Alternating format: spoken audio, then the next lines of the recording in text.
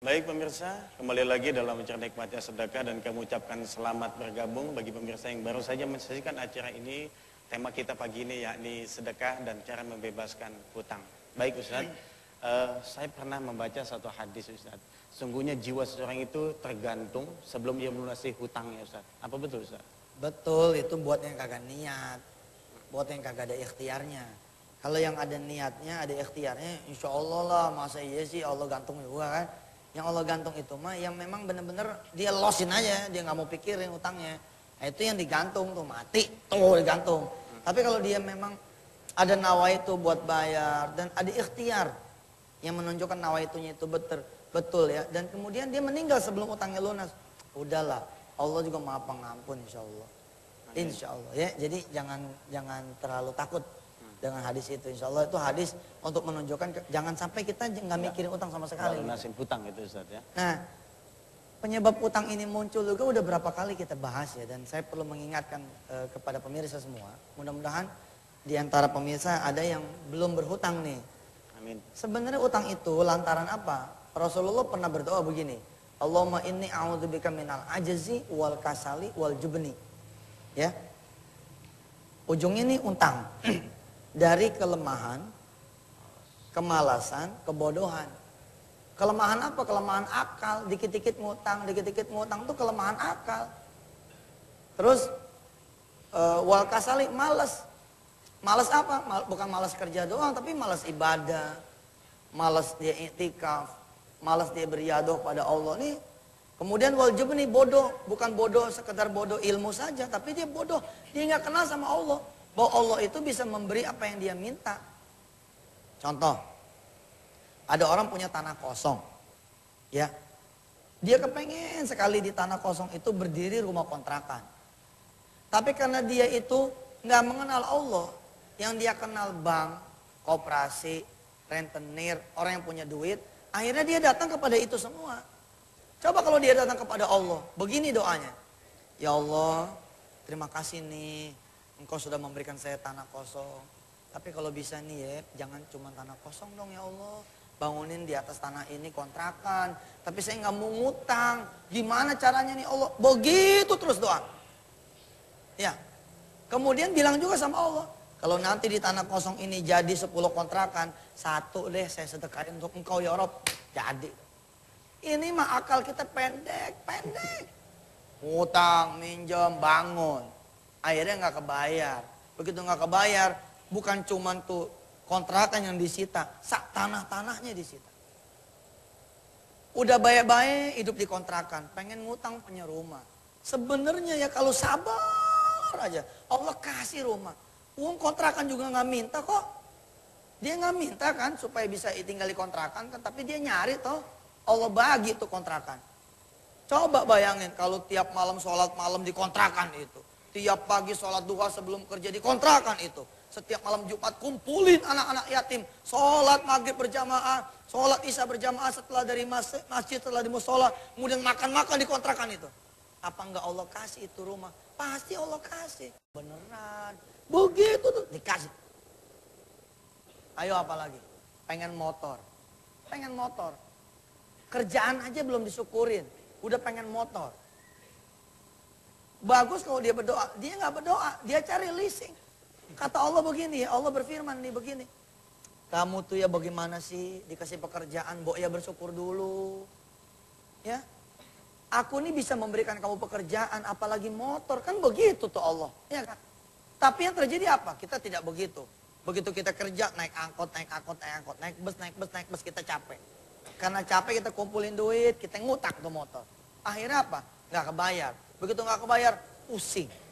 Alih-alih kerjaan kita memberikan kita nikmat, pekerjaan kita tidak memberikan kita nikmat. Kenapa?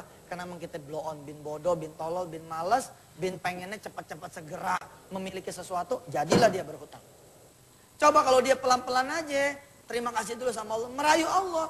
Ya Rabb, alhamdulillah, engkau telah memberikan saya pekerjaan. Tapi jauh nih ya Allah, oh naik angkot 3 jam. Rob, kayaknya mah kalau naik motor nih ya, nih, mau naik motor nih, bisa 1/2 jam kali. Jadi kan 2,5 jamnya saya bisa ngaji, saya bisa sembahyang, saya bisa ibadah ya Allah. Terus begitu. Kemudian begitu dapat duit, sodako. Dapat duit, sodako. Dapat duit, sodako. Allah akan perintahkan malaikat motor. Salah nggak saya ngomong? Nggak salah bos. Ada firman Allah bunyi begini. Innalladzina qalu rabbunallahu thumma istaqamu tatanazzalu alaihimul malaikatu alla takhafu wa la tahzanu wa abshiru bil jannati allati kuntum tu'adun. Siapapun yang udah dekat sama Allah, dia deketin terus Allah, dia istiqomah bersama Allah, tatanazzalu alaihimul malaika, Allah akan kirimin buat dia malaikat. Salah nggak kalau saya bilang Allah ngirimin kita malaikat motor? Enggak. Kita pengen jalan, tiba-tiba ada orang bilang begini, saya mau pulang kampung mas, agak lama nih 3 bulan, nggak mungkin motor saya bawa, daripada nggak ada yang panas-panasin, mas pakai deh, 3 bulan kita pakai motor, gak usah kredit tuh. Kita doain aja dia nggak pulang-pulang dari kampungnya nggak, supaya dapatnya. Bener loh, sekarang nih kacau-kacau, saya bilang kacau, pergi haji aja ngutang. Saya terus terang ya, saya hormat sama bank yang memberikan pinjaman-pinjaman haji, saya hormat. Tapi saya lebih hormat lagi sama bank-bank yang turun aja ke bawah, jangan membuat sesuatu orang pergi haji jadi ngutang. Turun aja dia ke majelis taklim, kemudian dia bilang begini, bapak-bapak, ibu-ibu pengen berangkat haji? Pengen. Nah kalau pengen begini, nabung di bank saya ya. Tapi jangan buat haji, nabung nawaituin buat orang-orang yang susah. Nanti begitu setahun nih Ramadan besok, ambil duitnya. Kemudian sedekahin. Insya Allah, kayaknya belum sempat diambil Ramadan berikut pun, Allah sudah berikan situ jalan buat haji. Gitu, ini merusak. Saya mohon maaf ya, saya betul-betul nih, saya nggak redo tuh sama bank-bank yang pada nawarin umroh ngutang, haji ngutang. Ngapain sih? Bikin bangsa gua nih emang segala apa ngutang. Saya sebel nih bener. Apa sih? Kalau emang belum mampu pergi haji, ya wes diem. Ya wes diem. Jangan maksain. Kalau begitu pulang dari haji, mati lo yang bayar, siapa tuh utang? Kenapa tidak diajarkan kepada jamaah, ya kita semua sholat duha, habis sholat duha, ya Rob pengen pergi haji, sholat malam, habis sholat malam, ya Rob pengen pergi haji, terus ngeliat TV. Ini TV nggak nganterin ke Mekah nih, kalau saya liatin doang, baik, saya jual aja deh. Jual, kemudian kumpulin anak-anak yatim. Sambil nangis kita bilang sama anak yatim, nah kamu tahu nggak, emak nih, ya bapak ngasih makan kamu nih, jual TV, doain emak ya, doain bapak ya, supaya ini makanan yang bapak kasih ke kamu ya Allah, dibayar sama Allah dengan tiket ke Mekah, jadi tuh, kawin ngutang, Allahu Akbar. Sekarang semua apanya ngutang, emang nih Indonesia dicap, blum, sebagai negara yang punya utang, ya. 1.200 triliun, belum termasuk di jumlah utangnya dia, utangnya saya, utang kita semua. Baru utang negara 1.200 triliun. Kenapa? Karena negara ini negara yang lemah. Negara lemah saya bilang. Apaan tuh? Dia pinjam sama negara asing. Ketahuan kita banyak nih duitnya.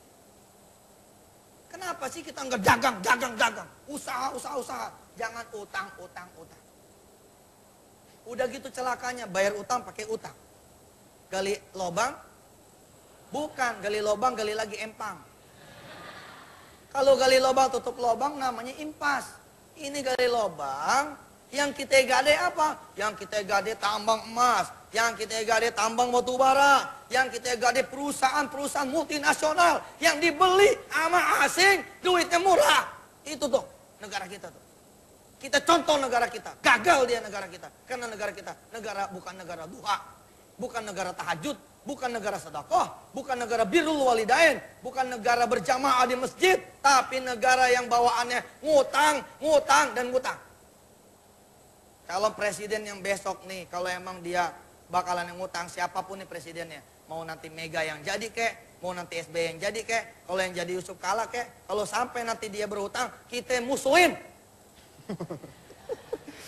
Saya